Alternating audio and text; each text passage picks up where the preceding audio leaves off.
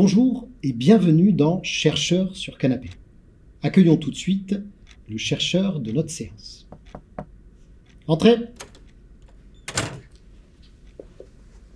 Bonjour, docteur. Bonjour. Installez-vous. Pourriez-vous me rappeler, s'il vous plaît, votre nom, prénom, discipline et votre sujet de recherche? Alors, je m'appelle Loane Monin, je suis doctorante en astrophysique et mon sujet porte sur l'étude de l'expansion d'un plasma de décharge à la surface des panneaux solaires des satellites. Merci. Lors de notre dernier échange, vous aviez évoqué votre enfance et vos souvenirs. Et vous m'aviez raconté que vous vouliez être professeur d'art plastique. Eh oui, c'est ça. J'adorais bricoler, couper, coller, décorer. Je voulais vraiment faire quelque chose de mes 10 doigts. Oui, vous étiez un peu manuel, mais vous m'aviez dit par la suite que cette première passion s'était un peu transformée, que cette passion qui vous demandait une certaine vision abstraite du monde était devenue peut-être un peu plus concrète. Et vous aviez nourri une sorte de passion folle pour l'astrophysique. En gros, vous étiez passé de la main dans la matière à la tête dans les étoiles. C'est ça. J'ai utilisé de moins en moins mes mains pour utiliser un peu plus ma tête. Mais alors, expliquez-moi comment est-ce que vous avez fait pour tomber dans la recherche? Oh bah, comme Obélix, je suis tombée dedans quand j'étais petite. Non, plus sérieusement, ce sont mes études qui m'ont portée plus naturellement vers la recherche. Merci. L'une de nos séances de travail, je vous avais demandé comme ça de travailler sur un certain nombre de mots qui pouvaient vous intéresser.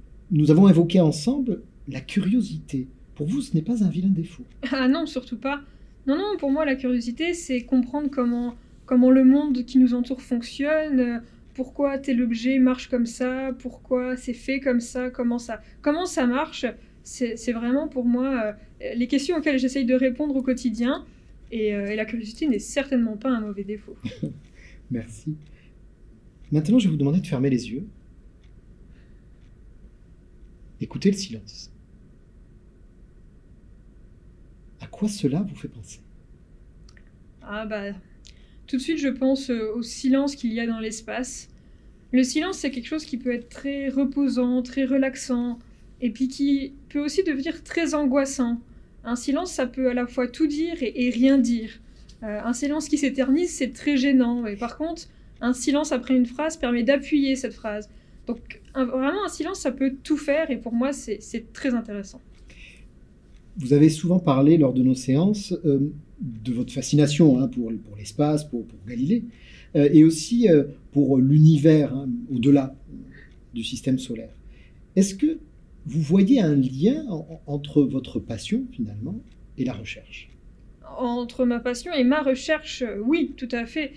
J'ai fait de la recherche d'abord pour étudier le spatial, pour étudier l'univers. J'ai pas choisi mon sujet de recherche pour coller à ce domaine. J'ai vraiment choisi la recherche après le spatial. Le spatial est venu avant, finalement.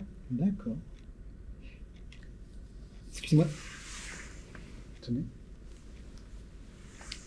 Que vous suggère cette image? On a beaucoup de travail en perspective. Mais on dirait un peu mon bureau actuellement. Merci. Beaucoup de travail. Lors de notre dernier rendez-vous, vous aviez évoqué une sorte d'obsession, une envie comme ça de connaître finalement les raisons pour lesquelles votre programme buguait actuellement. Est-ce que vous êtes toujours dans cette même obsession? Ah oui, toujours. Tant que mon programme ne fonctionnera pas à 100%, je pense que je serai toujours dans cette obsession et que ça tournera sans cesse dans ma tête. Oui, un peu comme une chanson qui tournerait en boucle. C'est ça. Est-ce que finalement cette obsession devient une sorte de rêve ou de cauchemar, même la nuit? Eh oui, ça peut. Est-ce que vous pourriez nous en parler? J'ai rêvé d'un objet qu'on utilise tous sans le voir. On l'aperçoit la nuit ou le soir quand il fait noir. Télévision, météo ou encore GPS, il réalise pour nous de vraies prouesses. Le satellite, qui, dans l'espace tout là-haut, nous observe en déployant ses panneaux. Ces panneaux solaires d'ailleurs bien trop fragiles qui résistent face au vide qui pour eux est bien vil. Du vide? Vraiment, me demandez-vous? Je vous réponds, eh bien non, pas partout, car dans l'espace intersidéral, il existe un état de la matière pas banal. Après gaz, liquide et solide, voilà que le plasma se met à remplir le vide. Ce sont des particules chargées moins, les électrons, et des particules chargées plus, les ions, comme des milliers de petites billes qui frappent toutes les surfaces et y laissent malheureusement beaucoup de traces. Le plasma entoure notre satellite et celui-ci se retrouve très vite atteint d'un mal bien peu commun. Une étincelle va grandir en son sein. Elle va devenir un arc électrique, un véritable éclair. C'est lui qui abîme le panneau solaire. Il chauffe et fait des trous dans la structure. Mon but, c'est d'éviter cette mésaventure. Alors, il n'est pas possible d'observer directement cette étincelle, et la réalité sur Terre peut vous sembler bien moins belle, car un phénomène complexe de cette dimension nécessite sur le papier un grand nombre d'équations. Voilà ce que je fais. Voilà mon quotidien. Étudier les arcs pour que les satellites aillent bien. Confortablement caché derrière mon ordinateur, je programme pendant de nombreuses heures. Je manipule les chiffres et les lignes de code dans le but de les rendre un peu plus commodes. Je fais des schémas à la main sur du papier, que je retranscris ensuite sur mon clavier.